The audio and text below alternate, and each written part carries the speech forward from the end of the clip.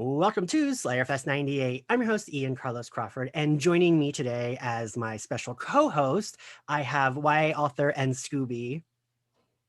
Zoraida Córdova. Hi, Zoraida. And today with us, we have a very special guest. She plays Elena on One Day at a Time. I'm Isabella Gomez. Hi. Hello. So do you want to tell everyone? So I had pitched your folks. I was like, oh, I'd love to have her on for an episode of Buffy for season 7 to discuss. And I learned your secret that you hadn't actually watched Buffy. I got outed. You know what I mean? Like there was no way around it. I didn't know what else to do. But I was glad you wanted to come on and watch the first 2 episodes of Buffy and discuss them with us. Yes. What like did you know about the show going into it? Because like I feel like it's very ingrained in pop culture, and sometimes there are things. You know, I'm very out of touch with pop culture. Hence why I haven't seen Buffy. So I didn't know a lot. I played Buffy at a table read one time. So I had seen clips. So unfortunately, I know a lot of the big moments because I had seen clips from the seasons to inform my reading. But I didn't know much except that it was a little bit of an older show and it was a little cult favorite. Okay. Fair. I was like, ooh, she's going to talk about it being old and I'm going to age 10 more years. I'll talk about that. Like that episode from Friends when Joey's just like, I'm old. I also haven't seen Friends. So that's going to be me and you, Zoraida, the whole time during this recording. Yeah. 84 years ago. I mean, I think it's so amazing that you're getting to watch this. My little cousins all watched it with me. And I remember watching Buffy every week on, I think it was still the WB11 back then. So, waiting once a week for it to drop and like not being able to actually watch it, but sneaking after dinner, because my uncles would be like, oh no, she has sex, but she actually didn't. They were just like, she just lusts after a sexy vampire, which is like a foundation of like me and my personality and my body of work. Yes, Zoraida writes a lot of like fantasy that's more like grounded in reality, like Buffy. Nice. Which is why I feel like Buffy informed your writing, right? Would you say that, Zoraida? Yeah, or helped inform? Because I always think that with me, that like I'm always striving for that. That's what I'm like looking for. Yeah. All right, Isabella, tell us your. What were you expecting versus what you got when going into this? Okay, so I was a little nervous because like you said, I know the show's a little older and I have a really hard time watching stuff that looks old. I have the attention span of a goldfish like as is. And I get a lot of crap for this. I am not a scripted TV kind of person. I am a reality show kind of girl through and through. So I saw the episodes were longer than 30 minutes and I was like, oh no. It's gonna be a bunch of old stuff for 2 hours. And I loved it. I'm so surprised. I really loved it. I thought, although, like the prosthetics aren't magical. No. And like, the fighting sequences aren't like the most realistic I've ever seen. None of it bothered me. Like it all felt very, in line with the tone. It felt like they were self-aware of what they were doing and I bought all the characters. Like I liked them. I thought they were fun. It made sense. It seemed like everybody was really self-aware of what they were making and they weren't like in this whole other universe where they took it too seriously in a weird way where you're like, oh no, this is uncomfortable. You know, that's a really good point. So I feel like sometimes you can watch a show or a movie and you're like, these people are acting for a different thing than what they're in. Yeah. And with this, I feel like they're all pretty in line. Totally. Yeah.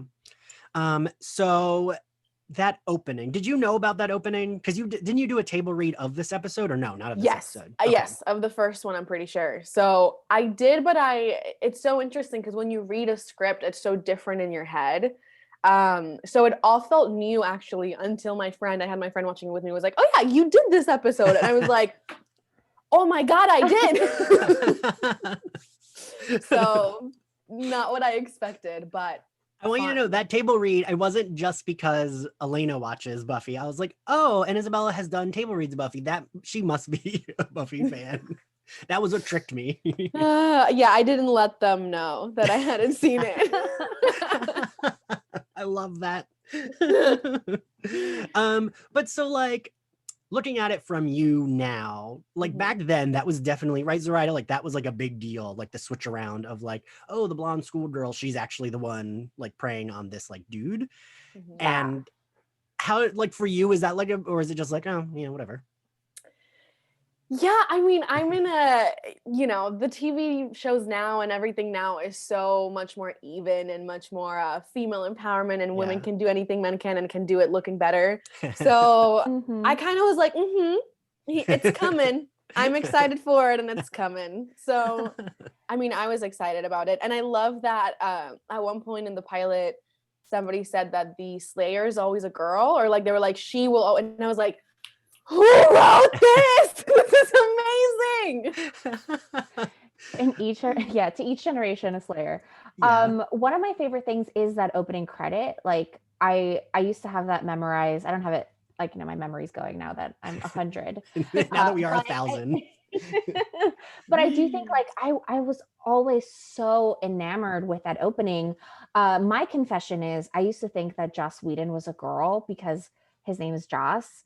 So I would see, and I didn't at that, back in like the 90s or early 2000s, I didn't think like, oh, let me Google this person, let me find out all their information. So I just, for years, I was just like, yeah, Joss Whedon, she's my favorite director and creator of Buffy. And then I was surprised, and I've been in love with Buffy and the concept of Buffy my whole life because of that very reason. Like, right, he wanted to create a young girl that you would underestimate and give her all the power. And so that, now we just have girls with power. We don't we still underestimate women, like, let's be real. But I think it's more expected that she will have like a magical destiny or be powerful. Whereas back then it was just like, ooh, plot twist. Yeah. Especially because she's so freaking cute with those like big eyes. She just looks little and chill. And she's like, no, I'm the Slayer. I'm like, yes, you are, queen. Go off. Young Sarah Michelle Gellar is just the cutest. Like, she's like adorable. Oh my God. I'm obsessed with her. Also, I love the way they don't do this. I feel like halfway through season 1, they kind of stop. But right, Zoraida with the hair, like her hair is a lot bigger in the first few episodes. It's very Rachel from Friends, right? It's like big in the top. Yeah. I'm a big fan of that hair. I like that. I love it. I actually noted the hair because it's like one of them is like, it's like straight and then super curly at the end. And I was like, that is so cute that was like the thing. I'm obsessed with it. I kind of want to do my hair like that now. I feel like Halloween already passed too. It's fine. It's very of the time, but of the time California. Wouldn't you say, Zoraida? Yeah, I mean, California was always a mystery to me because, I grew up in New York. So I'm like, wow, California schools, like they have a fountain and like statues in their courtyard, and like the schools look so different as opposed to like in New York, or like, here's this box. And I was like, oh, they have lockers. We did not have lockers in my high school because there's just too many students. Yeah, just too many students. Like my all of my classes had like between 700 to 1,000 students. So there's no way that you could have enough lockers to have everybody and then change them every year. No way. So that was like my introduction to like American schools and things like that. I mean, that library though, I was like, what kind of school are we at? This is gorgeous. Why does this look like a museum? Yeah, I don't think many high schools have libraries that fancy. No. Like, I know that school is a real school and they do have that fountain, but like the inside, I'm not sure about that. Wow, that's cool. They I didn't used know that. School for another movie, and I can't remember which, but I was like, it's that parody that Chris Evans is in. It was like his first feature film. It's she's all that, and I think Not Another Teen Movie. Not both Another use it. Teen Movie. Yeah. They use the Buffy High School. Yeah. And I like a bunch of other shows have used it. Like I know it was like the 90210 school. Of course, because it all looks super fancy. They're like, let's get the one school that doesn't look like actual schools and let's put them in there. Yeah. Okay. And as a Zoraida, have you been there to that? Have you visited California? Yeah, that school. Have you visited? Oh, Torrance? no. Because I'm that big of a where it nerd. is. I have. You went? What? Yeah. How is it? Is it It's gorgeous? cute. I mean, it just looks just like it. They just didn't really like change anything. So it's like weirdly very nice and like a huge, it's like bigger than they show on the show. It's like a huge campus. Where is it? In Torrance, in California. Oh. Oh. Okay. It's like, I want to say, so when I've gone to LA, I think it's like a 40-minute drive from LA. Okay. Yeah. All right. Maybe when I go to LA during my like gap year from New York next year, I'll convince somebody to drive me. Yes. You should definitely go. And also I love that you're taking a gap year from New York. Yeah. That's my favorite thing I've ever heard.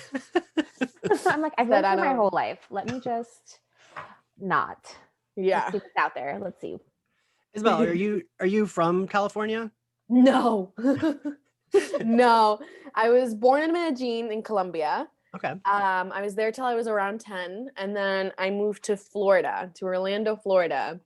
And I lived there for 7 years. And then I moved to LA, I think 5-ish years ago. Okay. So wait, did you move? That would have been when One Day at a Time was just starting, right? Did you move like right before getting 6 months before, yeah. Nice. Did you move because of it or you got it like 6 months after moving? I got it 6 months after moving. Yeah. That's which amazing. It's crazy. It's literally insane and unheard of. And I realize I'm very spoiled. Side note, this has nothing to do with Buffy, but you are from the same city as Maluma. I am. Yeah. Yeah. I just have a small obsession. My family in Ecuador is just like, why? Like we love Maluma, but you love Maluma. And I'm like, yeah, I know. He's beautiful. He's a gorgeous guy. He really is. Yeah. Isabella, does that mean your Spanish is also way better than mine because you're fluent? I don't know if way better than yours, but it is my first language. Yeah. My grandma would always speak it to me, and my mom doesn't because my dad is everything white. So my Spanish is like, I understand it. Like the other day, a coworker said something to me in Spanish, and I was like, ooh, that first word you used, I don't know that first word. Where's your grandma from? My mom was born in Puerto Rico, so my mom's side is all from Puerto Rico, but we didn't gosh. We grew up speaking it because my grandma always babysat us and she always taught it to us, but you know. Puerto Rican slang is also so hard to understand. Like I grew up in Orlando, so it's like we called it Little Puerto Rico, and they talk so fast. I mean, I talk so fast, and they like this slang. I'm like, I don't know what this word is. What are you saying? So I think like growing up in New York, like I think like I've attuned my ear because I didn't know any other Ecuadorians. Like the only Ecuadorians that I knew were my family, and everyone else was like Colombian or Mexican or mostly Puerto Rican and Dominican, and like. I can understand everyone. The people I can't understand are like Argentinians and Uruguayans because I'm just like, oh no, it's like a different language. Yeah. But I mean, everyone sounds beautiful. I love all of like the Latin accents. I think they're all fantastic. So it's just amazing. I think language is so beautiful. Me too. Spanish is also my first language, and sometimes I did my first interview in Spanish with like a library in Ecuador, and I was like, oh my God, I sound like an idiot because like it's my first language, but it's like if you don't practice it enough, like you can forget it, right? Totally. You can forget it, and also you start learning terminology in English. Like I'm fluent in Spanish, but talking about the industry in Spanish is really hard because I don't have those words in Spanish. Like I left there when I was in 3rd grade, so I always joke that I have like a 3rd grade vocabulary because I'm like, I don't know what word that is. I can repeat all of the telenovela language and that's it. Like I will tell you I think I might have told you this before, Zoraida. So when I lived in New York, I worked at the Museum of Sex. Nice. And I was one of the few people who actually spoke Spanish. And it was like mostly tourists that came in there. So it was a lot of people speaking other languages. And there was like you know, I mean, interacting at work, I could do the Spanish, like saying, oh, you enter here, you know, coat check is downstairs. That's like easy shit. But my crowning achievement was I sold kegel weights to a woman who did not speak English. She was like only speaking to me in Spanish. And I was like, I can't believe I'm doing this. Oh my God. And she bought them. I'm impressed by that. I am impressed by that. Things we do under duress. Language perseveres.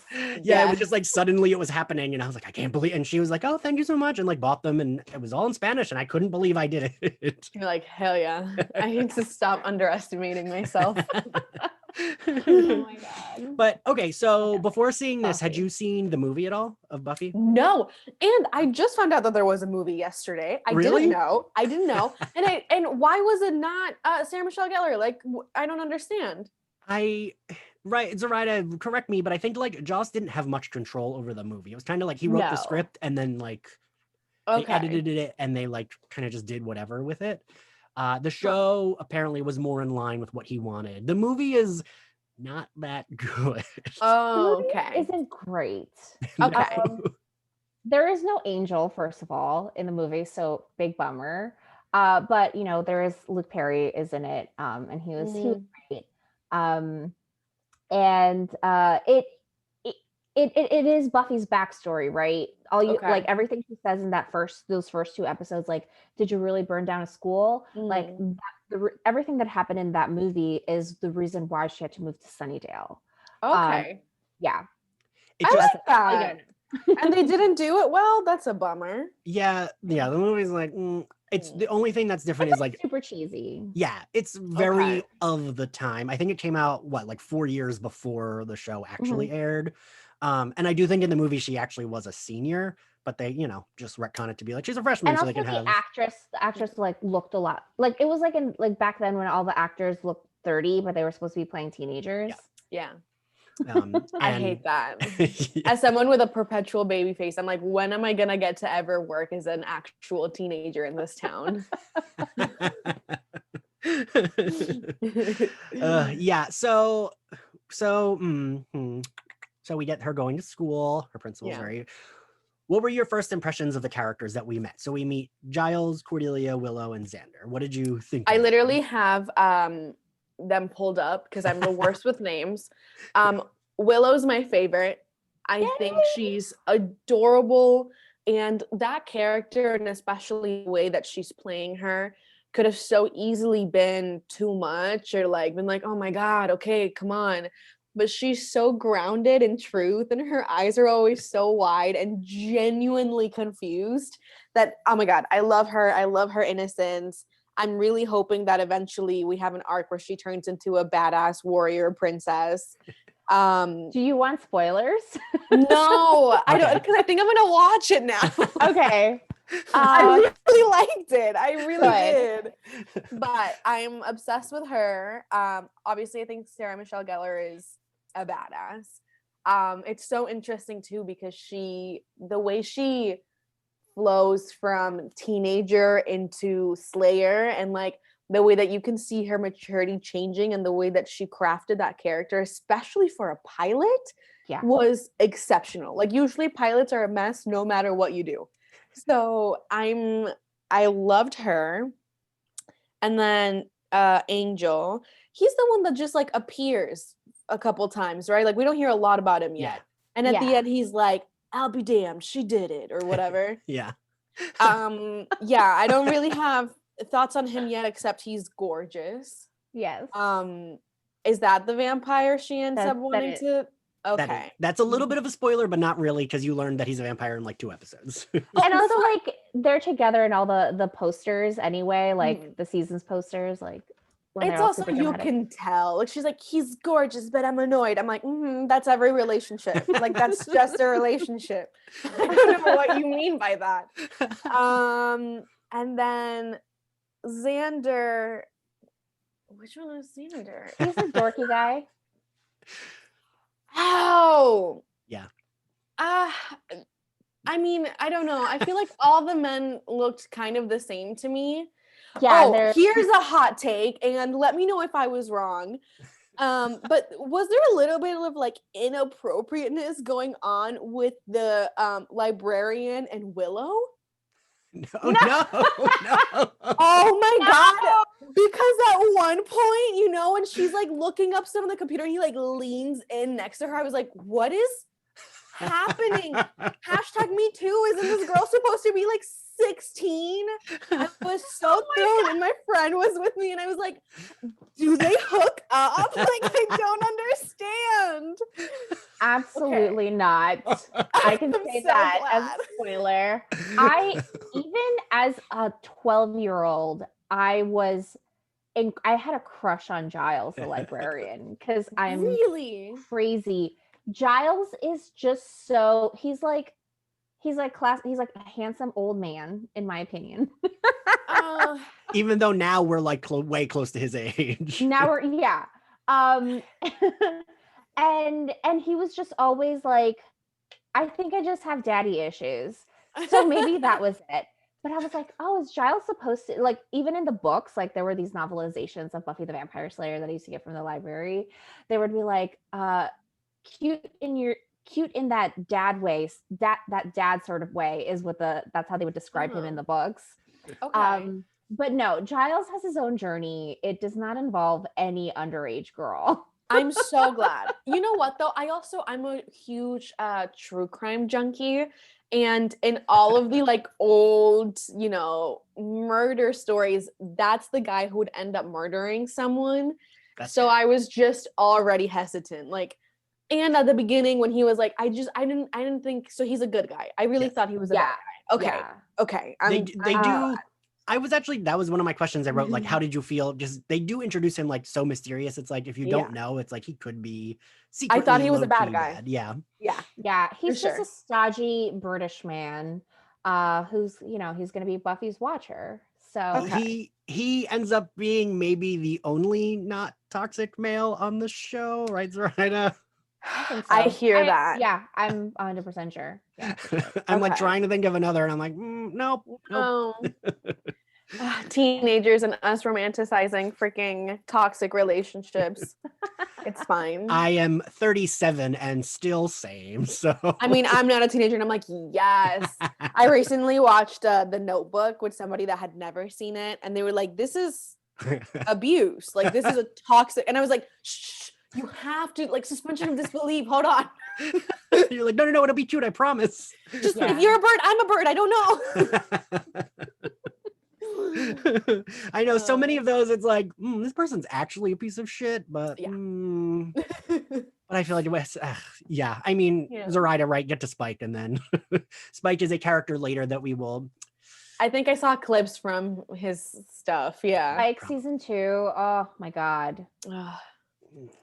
I mean, teenagers, that's how they are, am I right? Like, the first 3 seasons of Buffy are so tightly plotted, so incredible. And I still rewatch those 3.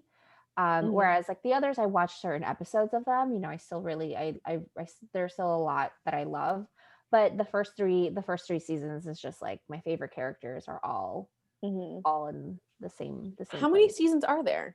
7. You know what I thought was really interesting? I thought the first 2 episodes shot and showed like a series finale. I was so confused. I was like, wait, did I click the right episode? Because it's all leading up to the big thing and like seems like the climax. And I was like, this is a really, like, I wonder where they're gonna take it next. That's fair. They're gonna take it for 7 more seasons. So I think they have it figured out. Because actually that was what I had pitched to your folks. I was like, ooh, she should come on for a season 7 episode. And then I was like, ooh, that she might be a little lost coming into season 7. Probably. So what did you think of Cordelia? Is that the hot girl? The hot mean girl, yeah. Yeah. She looked 30. Which was interesting because everybody else looked kind of their right age and she didn't. And I was like, what's happening? I mean, give me the spoiler. Does she eventually become a good girl? Yeah. Okay. That's what I thought. But like, Zoraida, explain you. Kind of. Okay, so she like torments Willow. And this is like obviously like back, you know, we need a mean girl at this point in time. I think we still like people still write that same character. But Cordelia is like they're like rich, super privileged, and she somehow becomes folded into the Scooby Gang, like into Buffy and her crew. And she sort of gets herself into mix-ups like with vampires. And then when they graduate, she leaves. She goes off into the spinoff. And in the spinoff is when she learns to be a better person. But I also don't like the trope of like you have to take away rich people's money in order to make them better people. No. But but she does, like, you see Cordelia's heart in those first 2 seasons, and like sort of having a soft spot for this group that is like literally trying to save the world. Yeah. And she like helps and stuff. Did you watch Schitt's Creek at all? I watched a few episodes. I feel like, oh my God, I'm really outing myself here. I have not seen Schitt's Creek at all. I've seen a few episodes. Unpopular opinion, I wasn't obsessed, but I know some people say like you have to get through the first like 5 or 6 and then it hooks you in. I think I got through 3 or 4. I usually give things like 3 episodes before I call it quits. Yes, I will say I had watched season 1 of Schitt's Creek. I think it was like when Netflix had the first 2 seasons and everyone was talking about it. And I was like, okay, that was fine. And then I didn't revisit it until Netflix had like 4 seasons. And I had like so many friends being like, no, like really, if you go back, you will like start with season 2 again, like, or start with season 1. And I put season 1 on since I'd already watched it, like as a casual, like, oh, I'm doing something at my computer. Let me have it on my TV. And then once season 2 got in, I was like, oh wait, I do like this a lot more. And then season 3, I was like, oh, I am obsessed with this. That's when I liked. And it's only like half-hour episodes, so it's like very easy. It is very quick. It is quick. And I'm obsessed with Dan Levy. Like, I think he's just the coolest person ever. And he seems like a really good person, right? Yes. Like I know a few people were really upset about the Emmy sweep. I was so excited because they were so thrilled. Like you could tell everybody in that freaking tent was like, this is only the coolest thing and I was like, good, give them all the Emmys. Like they're done. It's fine. Like I'm obsessed with them. But I honestly feel like Schitt's Creek has their like cast friendships have a lot of the energy of One Day at a Time, where it's like, oh, like everyone loves what they're doing and loves the show and like they want to help promote it however they can. Right? Totally. When you start on a show that's like an underdog and isn't getting like a ton of publicity or whatever, I feel like either it falls apart and every cast member is like, we're out of here, or you create this bond where you're like, we love this show, we'll make it happen. So I think that's probably what happened with us and Schitt's Creek. Yeah. Now I have to ask you. Okay. What do you think Elena would have thought of these first 2 episodes? I mean, Elena loves Buffy. I think she would have been so excited that the Slayer is a girl. I think she would have been so excited that she's like in charge, powerful, knows what she's doing. Like, I totally see why people are obsessed with the show. And it's fun. I mean, I will say, I guess Harry Potter came later. I don't know. But the guy looks like Voldemort. Like, right? Oh, Am I crazy? The master? The master. Definitely, like, there's definitely different kinds of vampires, right? Like, so that's the vampire who has lived for hundreds and thousands of years. And so he's clearly lost all his melanin and looks like a monster. Oh my gosh. Yeah, but no, I'm pretty sure Buffy came first in Okay, cool. I think it's really good. I want to watch more and I want to come back when I've seen more because I have so many more things to say. You'll have so many more hot takes. Yes, I have so many more hot takes. Really, some of my favorite episodes always include, because Buffy was like the ultimate. If you watch, I have the DVDs. Sort of the what is it when the director and like people talk over it? I know what you're talking about when they do like BTS and stuff, like the extra content. Yeah, and so like you watch it, but you watch it with like the director commentary. Yeah, the commentary. Sorry. And so they just talk about how at this period of time there was nothing else like this. And so all of these scenarios are metaphors for like being a teenager at that period of time. And so all of the monsters take on those symbolisms. So they bring in like, there's going to be like these like water creatures, mummies, werewolves. everything. Yeah. And so it's really, really dope. It's fun. And I mean, I don't know like the timeline of stuff, but I'm assuming this inspired like the Twilight world, right? I would assume. Zoraida, talk on that. As Her your face, she's like, resident, I'm so glad you mentioned it. as like your resident YA author. No, I don't think so. I think Really? that because Stephanie Meyer wrote Twilight because she said that she had a dream in which she saw Edward Cullen appear to her. And the book, I remember like when these books sold, it was like the biggest deal that publishing had ever made, right? Like 6-figure book deal. And the pitch was simple. A Romeo and Juliet with a star-crossed lovers with a vampire and a human, right? The vampire is drawn to her, obsessed with her. But the Twilight books, and like I don't mean to sound shady, but like but I do. The Twilight books don't have an extensive world building the way that Buffy has an extensive character world building, right? Okay. I feel like everything else in the Twilight world felt like, as you're reading, felt to come secondary. Whereas I feel like Buffy, you have to create Sunnydale is a character, right? The city of Sunnydale is its own weird little town with a high death rate and monsters.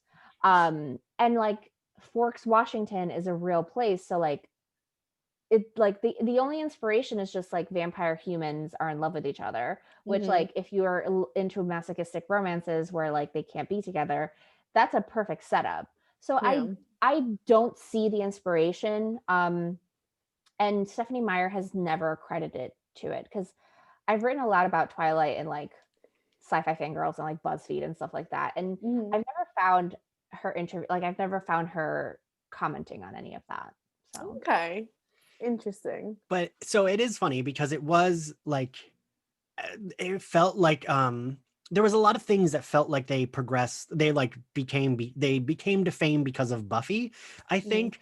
And I think maybe it was like Twilight might not have done as well as it did if we didn't have Buffy prior. I do think there's a little bit of like this came before it, and this kind of, while I do agree with Zoraida, the character and world building isn't the same, but it's like, oh, it's a vampire and a human. Twilight is the the version where they just are manipulating your feelings just so you're easily attached and don't actually have to think about anything, which is my favorite. Look, I love those movies. I think those books are very they're readable. so bad, it's the best. I love it. Like, and also like it's like the case where like they changed direction and director for the second film. So like by the time you get to like the second and third film, they just look better. And because the first one is just blue, it looks like an oversaturated like blue color. It's fantastic, right? Like tell me, say the words. You're a vampire. Like I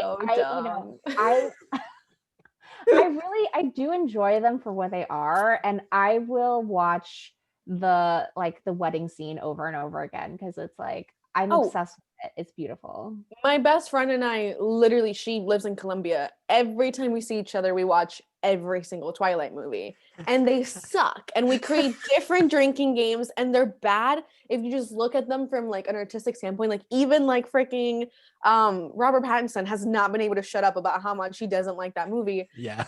It's incredible. Like nobody hates Twilight as much as Robert Pattinson hates Twilight. Nobody. And they're great. I do think he is like, if you read, I don't know, like the new Twilight book, Midnight Sun, is is Twilight from the point of view of Edward. And when you I suffered through 650 pages of that book because I had to do a write-up for it. Is it bad? It's exhausting. It's okay. Like it is like reading somebody's diary. It's very like Heathcliff, right? It's very like Wuthering Heights or Jane Eyre-ish, because he just doesn't stop thinking. He is more neurotic than Bella Swan, And I think that was like the best thing that Stephenie Meyer ever did, because I love it. she didn't make him like this like golden god of like laconic thought. He's just like obsessive, and all he does is think about how like Bella Again, is cursed, problematic and creepy.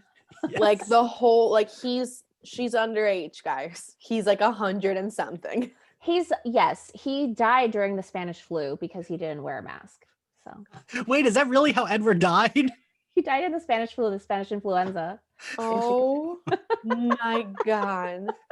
The way you just full circle that thing into my life. Like I'm never gonna be able to stop thinking about that now. I had no idea that was how he died. Yeah, he died of the flu. Oh boy. Wow. And you know, his dad, future dad, changed him right before he kicked it. So I know too much about these books. I really love it.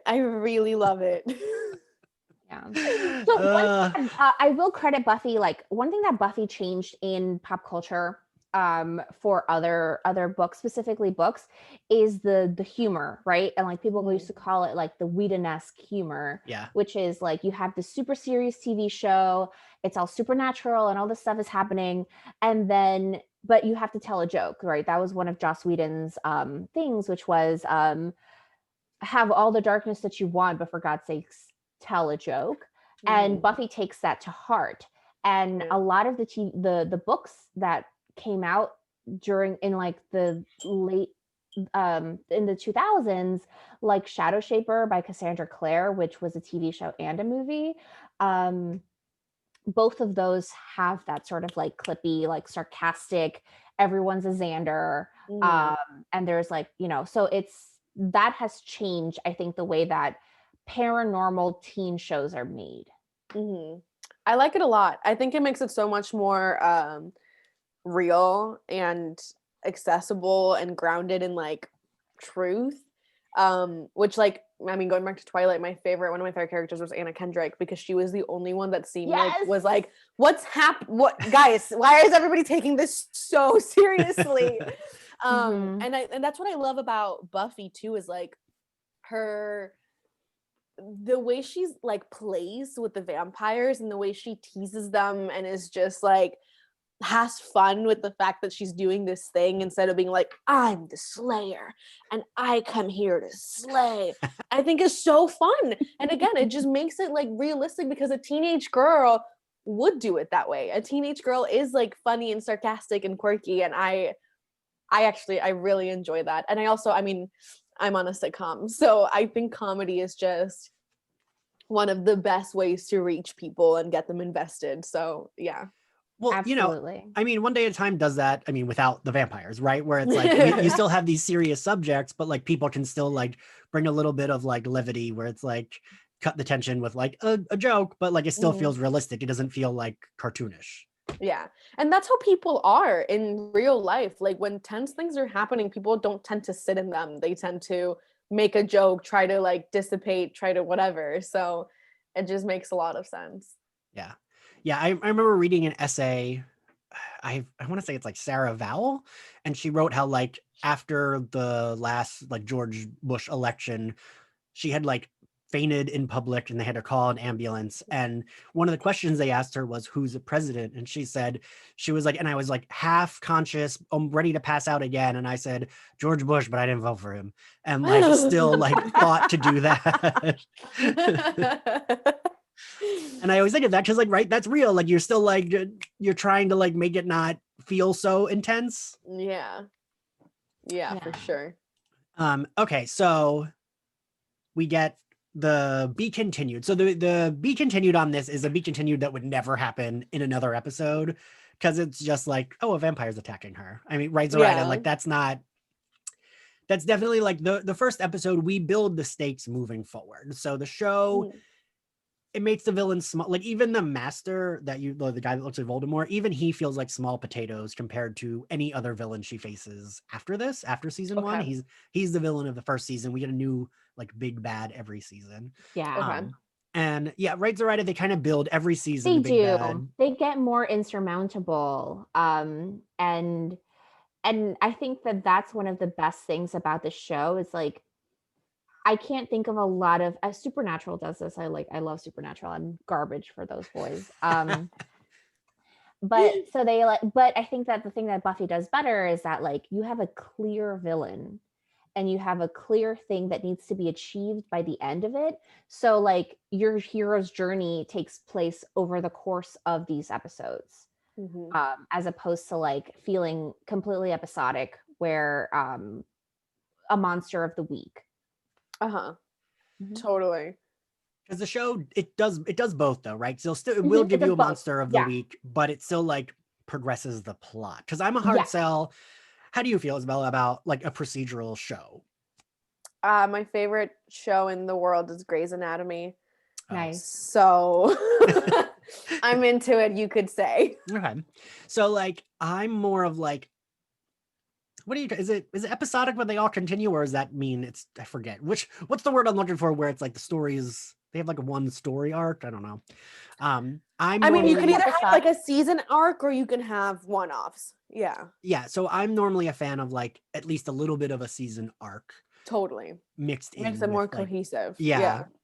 And I think that's why a lot of shows, I feel like, right, Zoraida, a lot of Supernatural shows tend to do the one-off thing where it's like, there's like this monster, they defeat him, that's it. And maybe sometimes they'll throw back to that monster, but like sometimes they go right, like iZombie does this a lot. When it was on, it was like we have to solve this big mystery at the end, but for now it's just like one dead person at a time. I think that's why Grey's works. It's because it does both, and that the patients are always new, but we've been with these people for 10 years and we also get to see their personal lives and their personal growth and their personal arcs. And I think that's why it doesn't feel like a procedural where we're just getting like a different episode every week that has nothing to do with the last one. So I do like that Buffy does that, even though I haven't seen it yet, because I mean, I was like, my thought when you were like, oh, like, I like that there's like new guys, everything. I was like, no, I just want to see her be happy. I don't want to watch 7 seasons of her at Sunnydale being like, what's up? Oh my God. It's like the things that they do to Buffy is just cruel and unusual. I will prepare you that Joss Whedon loves to kill a character, and I think I saw clips of that, and I'm yeah, you probably did. I just don't think that's fair. No, I'm not a big fan of killing people off because then you can't bring them back. And I understand unless you watch Supernatural. I don't watch Supernatural. What happens? They always get brought back. They all die in different orders. Like sometimes Dean is dead, sometimes Susan is dead, but they're always brought back. That's like a joke. I mean, that like they reference that in the show. They're like, well, we don't, we always come back. Yeah, no, Grey's Anatomy literally brought back a dead person and they have nothing supernatural in it. So let's just really think about that. What? Yeah. They did? They did. I mean, he came back as a ghost person. Oh, wait, Danny, right? No, it wasn't Danny. It was, oh God, his name's not Danny, but it is a D name. With the Katherine Heigl love story. Katherine Heigl, yes. And you know what's funny? That guy, oh my God. Denny. Something Denny. like that. Denny? Yes. The two of you. Oh my God, hold on. Me, I'm like, it's my favorite show. Also me. Who? Supernatural dad. John, hold on. Jeffrey Dean Morgan plays him. And that guy is the dad of Supernatural. Oh my God. That's so funny. You can't kill him. You just can't kill him. I will say my mother told me about the episode you're both talking about, and I remember getting teared up even though I don't watch the show, and I was like, oh, that sounds really nice. It's a great show. It's fantastic. It's so good. I did only watch until season 5 because like what's the main actress's name? Ellen Gray. Meredith Grey, yeah. She's about to do something horrible. Like she's like gonna change the test for somebody's like the woman who's gonna, so that she can get into a cancer trial. And it's just like the secondhand cringe. I was just like, oh no, I I don't like that. It only but- gets worse. Yeah, I mean, I think it's like so brilliant. Shonda's just so brilliant.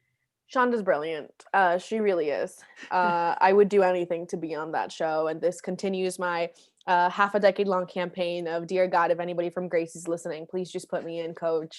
I will be an extra. I don't care. We're rooting for you. But this is about Buffy. So we get the be continued. We, Giles and Buffy give Willow and Xander kind of like a crash course in vampires are real, demons are real. There's a vampire slayer. Yeah, I think the second part is a little bit slower, but still enjoyable. I think. So do you guys know if was this series picked up straight to series, or was it a pilot first? Because I thought that was really ballsy to do it to be continued for a pilot. And I thought it was a really interesting choice. I don't. Do you know, Zoraida? I'm not sure. I know it was a mid-season replacement. So back then it was only 12 episodes, which they didn't ever do shows for 12 episodes. Yeah. It started in January. So I don't know. And there is an unaired pilot because we did a Zoom reading of that for a charity. And the unaired pilot is kind of the first episode. If it ended instead of in the mausoleum, ended back at the school and there was no master. It's just those vampires. She defeats them. She ends up back at school and defeats them, and that's it. And it's only, I think, 20 minutes. Oh. Yeah, and the effects are even worse. And a different actress plays imagine Willow. it. And it is yeah, you didn't know that? Yeah, it's a different actress that plays Willow. And what you said, Isabella, is true. Someone else doing it becomes a little bit too weird, cutesy. Yeah. Yeah. That girl killed it. I cannot believe when she started talking, I was like, oh, this is gonna get unlikable quick. And she nails it. I mean, truly, it's kind of even more impressive than Buffy, because Buffy's already a likable, badass, strong character that a bunch of women could really kill. Willow's character is you can mess this up quick, and the network's gonna make them kill you. Is it this? Hadn't Sarah Michelle Gellar originally auditioned for Cordelia? Yes. We interviewed the woman who plays Cordelia, Charisma Carpenter. We interviewed her on the podcast earlier this year, and she actually said that everyone tried out for Buffy at the time because that was such a big role that people were a lot of women in Hollywood were like, oh shit, I want to try out for this show. And you just tried out for Buffy was kind of what you did. And apparently Sarah Michelle Gellar read for both Buffy and Cordelia. And Charisma had only read for Buffy, but then they had her come back for Cordelia and they liked her. It's one of my acting teachers actually has a Buffy story, which is actually the opposite. What's really interesting, maybe who knows how the town was divided, but she got the script and she was like, this sounds so dumb and it's not gonna go anywhere. What are these monsters? This isn't gonna go to series, this isn't gonna go long. So she just kind of phoned it in, and then it turned out to be Buffy the Vampire Slayer. And that's decades and decades, and cult class, so she tells us that story to be don't judge the material, you never know what's gonna happen. Absolutely. That is funny. Yeah, I mean, I could definitely see that too. I mean, just the name alone. So my story, you'll appreciate this. So my mother, who is a 74-year-old Puerto Rican, very out of the demographic of Buffy, she's the one that got me into Buffy. I love that. Because she liked the idea of a woman who prior to that, she felt there wasn't a lot of female heroes that she liked that were likable. She liked Buffy, and then she liked that she was fashionable. To my mom, it was a very big deal. My mom would always be like, oh, Cordelia and this other girl, Faith. She'd be like, oh, they look Hispanic. Faith. They're so pretty. No. And I was definitely that nerd that was oh, it's called Buffy. And look, now here I am a million years later with a podcast about it. And it wasn't until season 2, she was watching it on whatever crappy TV we had in the kitchen. And she was watching the season 2 finale, which Zoraida, is very emotional, and crying. And I was like, are you crying over that show, Buffy? And then it was oh wait, I kind of like this. Oh wait. And I sat down in the kitchen and watched the end of season 2 with her and was oh, I do like this show. Yeah. I think that's what's cool about the show. And I think why it has such a following is it dared to be what it wanted to be. I think in Hollywood, so often people are just trying to like figure out the formula to success, and like I'm gonna reboot. Like there's a million reboots. Everybody's like, let's just do the thing that already worked. Like, how do we figure this out? And it feels like Buffy and the creator was just like, I'm gonna do the thing that I want to do, and I think that's what people resonate with. It's new and it's fresh, and like it's really like, you guys don't know me, but it is such a compliment that I would watch something that old and be like, oh my god, I want to watch more, because I can't watch anything old. I cannot do it. I couldn't get through Friends, like can't do it. So the fact that I'm like, this makes sense, and it like aged well enough, and it's still like it's really interesting. That does make me really happy, because I do sometimes, even shows like that I watched when I was a kid, like I'll have trouble rewatching because they look so like, you know, Disney Plus, when I got The Simpsons, I was like, oh, cool, I'm going to rewatch some old episodes. And when I watch those old episodes, I have like a lot of trouble. Like the animation even looks. One, the animation is just, I actually like it for what it is now, but because I grew up on the original, like those first same like, original animations before they like started drawing them more, I don't know, linear. I don't know what's the right word. I don't know. Like, not an artist. Yeah. So yeah, and like shows like that, and like I don't know, even like if I go back to watch like old episodes of Will and Grace that I loved as a kid, it's like, oh, this is so dated. Like, totally. There's very few shows that do that well. I mean, like even like the content though, and granted I've only watched 2 episodes, but so much of the content back then was so problematic in this, you know, atmosphere that we're in right now, and like atmosphere, okay. But it just like, it still made sense. Like you could see the problematic stuff. That's the same problematic stuff that we still show today. That's just teenagers figuring out life, and it doesn't have to be anything else. And now that I know that the librarian never hooks up with Willow, I'm in. Like, I will tell you, it still does have problematic things. There will still be things that you're like, oh god. I love The Notebook. Like, it's fine. Oh my god. So I'm definitely, if you do keep up, I want you to let us know, because I would love to have you back if like you finish season 1 or something. Yes. Okay, well now I want to get to season 2 finale, because I love me a good cry. I really do. Oh my god. I'm like still traumatized 20 years, like however many years later, 15 years later. A lot of the finales have like a good cry moment, but season 2 has a really good cry moment. Is it anything like, if you watched Grey's, you know, when we figure out what happened to O'Malley? Sort of. But like that kind of intent. Like I remember when that happened. Do you watch Grey's Anatomy at all? I don't know. No. Okay. Well, sort of like it almost like it has like the emotional impact, because like a decision has to be made, and I feel like in my own writing, like I to this day still try to write toward that emotional like peak, or I don't know what the right word is, but like I'm still trying to like make like my reader feel the way that I felt when I watched that ending. Okay. Zoraida, miserable. I love that, like miserable. Yeah. I love that, like I mean, because I'm not published, but like that's also what I do. So it makes me feel better that like a friend of mine who's a well-published author also strives for like the Buffy feeling with their writing. I can't wait now. Okay, so tell us kind of like after you finished, like what do you think Elena would have felt at that end? And like, do you think Shannon would have felt the same way you do, and that's why she continued watching? Yeah, I think Elena and I are really similar people. And the longer I play her, the more I become her, which is my favorite. I think she's the coolest person I've ever met.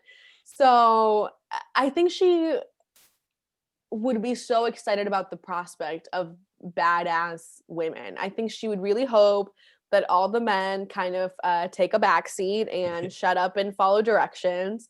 I think she would hope that Willow becomes a warrior princess, like I want her to become so badly, and your faces are making me nervous. I think I know why, but I don't want to think about it. And I think she would want the mean girl to become part of the gang, because that's kind of the vibes you get. And truthfully, I didn't love that character. I mean, granted, this is a little bit of an older show, but I was like, this has been done so many times, like this character, that I was like, why can't, let's just, already we can tell that she's going to be part of the gang, because why is she always talking to them and at the same place as them? So let's just get her in there and start the freaking like resolution plot line. Yeah, but also like remember, like this is one of the like the origin shows with the with that trope. Totally. So like everything else has been like a derivative of like a Cordelia, right? Yeah. Which is so interesting. I think that's the trouble of watching it later. Yeah. Yeah, I think that Elena would love. I think her favorite character would be Willow. I don't play her, but maybe. I mean, I really love Willow. I mean, maybe Buffy though, because Elena's a little basic in pop culture world, and Buffy is, you know, the namesake. She's the badass. So I think that's where it would go. Also, I'm reminded of how bad my Spanish is, by the way. The two of you say Elena and I say Elena, my sweet Elena. I often, when the show first aired, is it midway through season 1 of One Day at a Time that she gets hooked on Buffy, I think, right? God, I don't know. All the seasons blend together, if I'm being honest. Very fair. But I remember when those episodes started, like whenever those episodes popped up, people started watching them. I kept getting tagged and people being like, oh my God, she reminds me of you, Ian. Oh, yes. I love that. I was also, I mean, you can see my room. I am still a huge nerd. In case you're wondering, that is a painting of Sarah Michelle Gellar someone did for me for my 18th birthday. It looks badass and good, as they should have. So it was nearly 20 years ago and I still have it on my wall because, well, it's a prized possession. Good. You're not a nerd. You're passionate. Doesn't Rita Moreno say that means nerd like at one point or something? I think. Listen, like I said, I'm kind of Elena. Fair. All right, so give us what your closing thoughts were. Like, what was your favorite scene and kind of like where you would grade the episode? My favorite scene. I liked once they became a group. For a little bit, I thought that like she was gonna have to hide the fact that she was for like a long time, and I was like, this is gonna be exhausting. It feels like Hannah Montana, and I was like, I don't. Hannah Montana. You know, I was like, she's gonna be friends with them, and nobody's gonna know, and I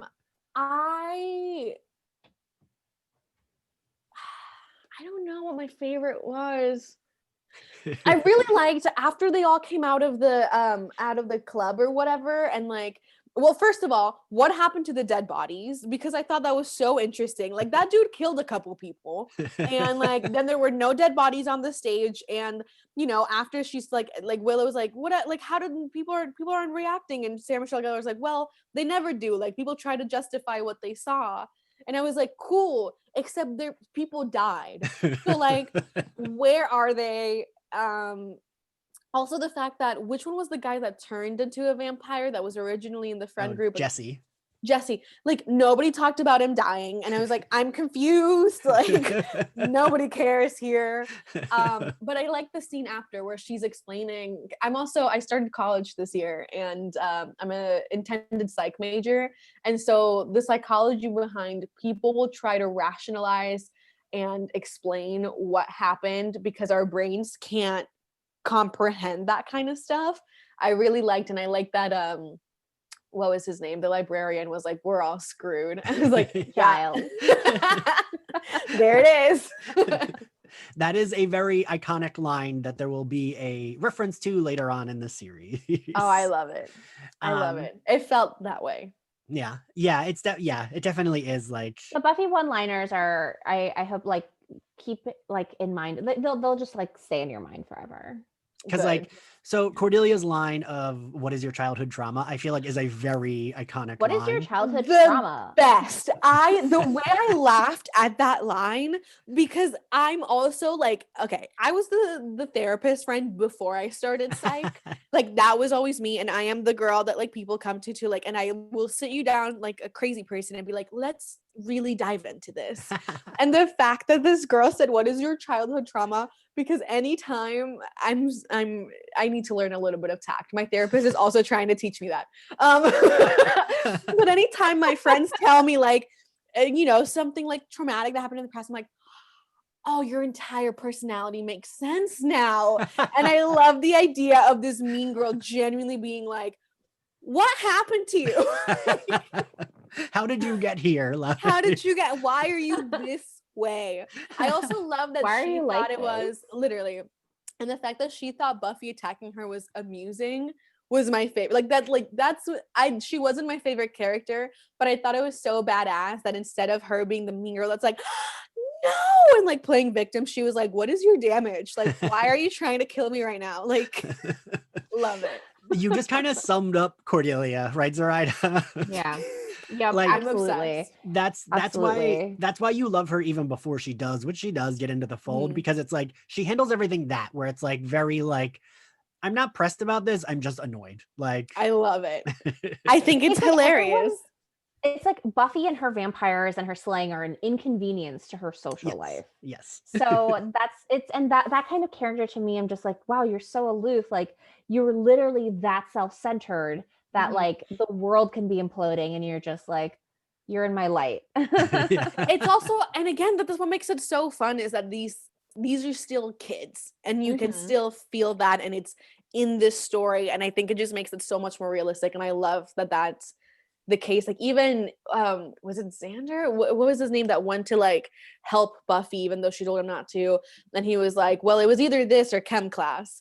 Like I love the idea that like above there's this world that they could just be in that's just regular and people are just worried about pop quizzes, and instead there's this other sideline story going on, but they still want to like dress cute and be popular in the midst of killing vampires. I really like that storyline.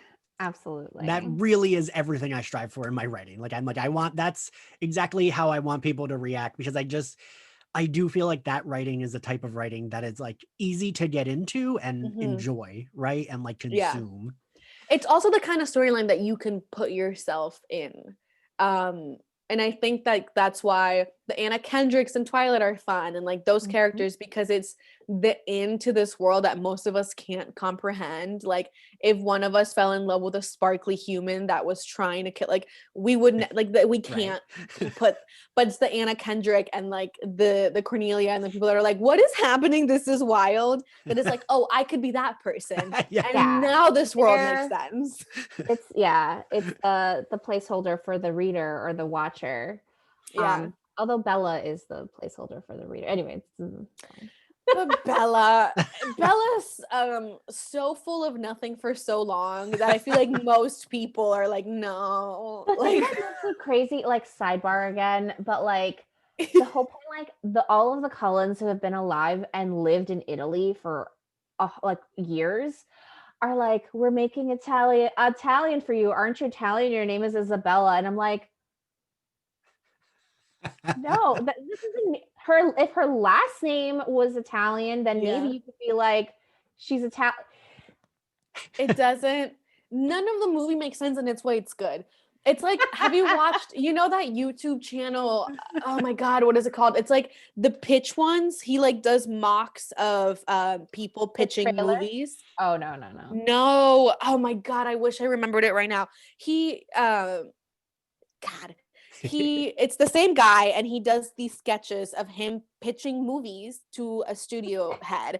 And so he does like the Twilight movies and all these movies. You please look it up. One of his lines that he puts in every single one, I was like, oh, not a problem, barely an inconvenience. And his pitch of the Twilight movies is so hilarious because it points out like the studio exec keeps being like, wait, but that doesn't make sense, and the guy's like, but money, and the guy's like, you're right. Like, it just none of it makes sense. I love that. And this is Twilight #1 fan. Like I went to every midnight premiere. Like I'm obsessed. I watch those movies all the time. They're my comfort movies, and they're awful. Wait, I have to tell you both this, which is not about Buffy, but Twilight again. So I will hands up, I do enjoy that first movie. I think it's ridiculous and not good, but I enjoy it. I love it. I again, like you said earlier, like it's like problematic and you realize it, but it's like, I want a man to like me so much he's following. It's like, no, I Yes. don't, but like, maybe. Maybe. But so I remember I saw it with friends. The first year I was living in New York is when it came out, and I went to the theater and saw it. And the woman behind me, when they first kissed, yelled, "Ay, que lindo," when they first kissed. And I relate that so much to that movie. Like, that's what I think of with that movie. Yeah. And at the time I was like, same. I feel you. Like, I'm so It's glad a- they kissed. Yes, I and it's feel a like- good movie to put yourself into and let yourself go into another universe. Uh-huh. Yeah. It was I watched all the Twilight movies twice in the course of 2 weeks. Mhm.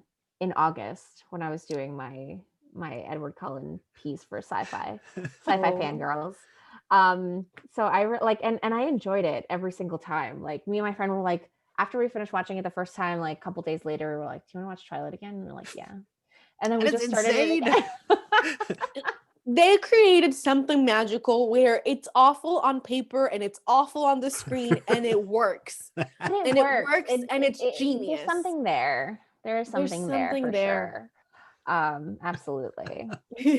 But see, it's different because like the love story in Buffy, for me, like the anguish of Buffy and Angel impacted me so much, and I think it's impacted a lot of my writing. It's only one of my books, I think, in The Pining, but everything else I think is like, it's fine. Just I will say the pining that I like is with Buffy and Angel. I mean, I'm trying not to be too spoilery, but like, I like it when it's like they're both kind of heroes, right? For me, then it's like a more level playing field. At least it's not like she's just in distress and needs to be saved all the time, and that's how they fall in love. It's like they're helping fight these monsters, so like that's what they're doing. Well, together. that's my question, which I'm sure will be answered, but I'm like, he's a good guy, so why can't she date the good vampire? Because he's a vampire. He's still But a she vampire. couldn't even tell when she was with him. Yeah. So I'm just saying, like, maybe she's only like part vampire and we can look past it. You know, like, people aren't perfect. He's just a little You are vampire. right. You are extremely correct. But so like Angel, the reason Angel's different is because they say that in episode 1 or episode 2, right? No, they don't even give him his name until I think the episode entitled Angel, which is like 2 episodes from now. Okay, I'm not gonna spoil it because it's just so good. You're gonna know why he is the way he is. Yeah. Okay. You do learn. There is like but okay, well, so thank you for joining us and thank you for wanting to do this. It was a lot of fun. It was nice to meet you. Thank you for having me. Thank you all for listening. If you want to find SlayerFest 98, you can find us on social media at SlayerFestX98. You can find our podcast on Apple Podcasts, Spotify, YouTube, and other places. If you like us, subscribe to us, rate us. And if you want to follow me, I am at ENXCarlos on social media. Zoraida, where can everyone find you? On Twitter, the phrase Z like in Zorro, and on Instagram, Zoraida Solo. And Isabella, where can everyone find you? I'm on Instagram, I'm Isabella.Gomez, and on Twitter, I am Isabella_Gomez. Cool. All right, and we'll see you all next time. Bye. Bye.